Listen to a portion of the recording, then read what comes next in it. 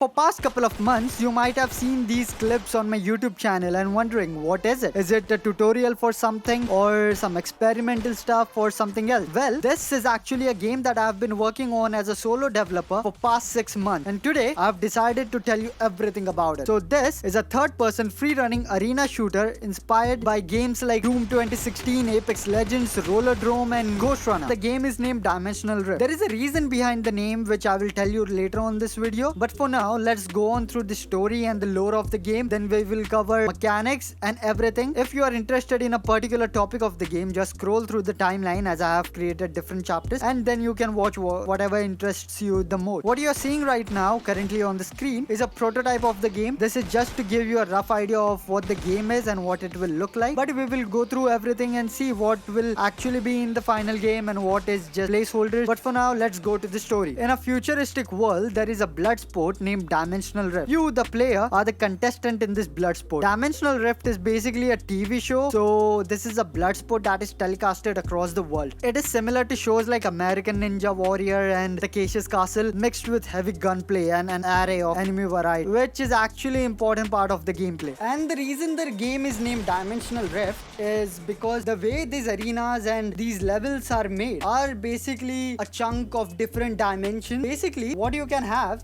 is maybe in one room there is desert, and right in the next room there is an evergreen forest or something like that. Then in the next room there is a city. So these are basically dimensional rift. It's like you go from one room to the next, and each room is a piece taken from another dimension. So it's something similar to that. I don't know, like it's something around those lines. I'm thinking about it, about the story, but I have not thought about it that much. So that's the story for now. Actually, it doesn't really have much going on for now because I wanted a game to be more like just mindless fun and shooting everybody in the face and like rub it in. So right now I don't have much of a story. Also, telling a story through a game requires a lot of time and effort, which will be difficult task for me, as I also need to focus on creating the actual game and writing the code and designing everything. Also, I don't want to tell the story through some text or some pop-up dialogues or something similar, as it will just not feel the part of the game, as I'm going for something that is super exciting and flashy and energetic. If I get some help in writing and executing the story in a good way, then I'll definitely add it. And if you have any idea for the story, then you can actually share it in the comments and I'll go through it. I'll actually love it. That's it for the story. So now let's go to the gameplay and gameplay progression and how everything works. The game has total of 5 to 6 levels. These levels are basically chapters. Each chapter have 10 to 15 rooms. These rooms are actually arenas that you fight in. Once you load up a chapter, your task is to reach from one arena to another while fighting the baddies. The last arena of each level will have a main boss, which will grant you weapons to keep permanently. There are also mini bosses which give you some special perks and ability points, which you can use to upgrade your weapons and abilities and other skills that you have at your disposal in the skill tree and everything. So now I'll tell you the main moment-to-moment gameplay and what it is going to be. There are actually 4 guns, like only 4 guns in the entire game. I know, like it sounds very low, but these guns have additional perks which are like passive abilities for the gun, and once you have unlocked them, you have them for the rest of the game, and you don't have to choose which perk to attach to the gun and when. You will have them like all the time on your gun. Each gun has like 1 to 2 perks. For example, I'll tell you about the pistol. The pistol has 2 perks. The first one is what I call double damage. As the name suggests, well, does double damage. Actually, your pistol has 2 fire rates. When you shoot your pistol, there is a recovery animation. You can actually shoot your next shot when the recovery animation is half done.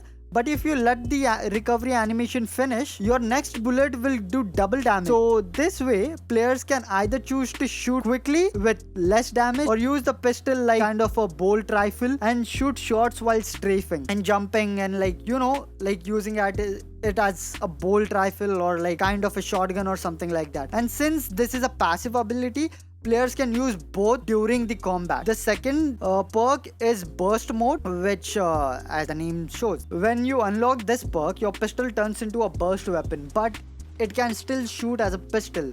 Now what do I mean by that? So when you have this perk attached, and if you shoot in hip spread, like if you shoot while hip spreading, that is without doing the ADS thing, the gun will shoot like it's a burst weapon, and if you shoot while ADSing, it will return to the normal pistol mode, which has a normal pistol shooting and also the double damage thing. As you can see, there are like actually 3 types in which you can shoot one single weapon, and that too in the gameplay itself, like moment to moment gameplay. So like everything is designed to keep the combat flowing and giving the players a chance to dominate the arena. There's also one with the AR, so it's a normal AR, but if you use the AR while sliding, it shoots homing bullets. I really want the player to experiment with stuff, combine different things, like combine the movement with the gunplay, and those both create a very good combination and gives players like really cool abilities and really cool advantages. The gunplay is very much impacted by other stuff that you do in the game, like jumping, free running, and your speed, sliding, like everything is connected to each other. The game focuses a lot on quote unquote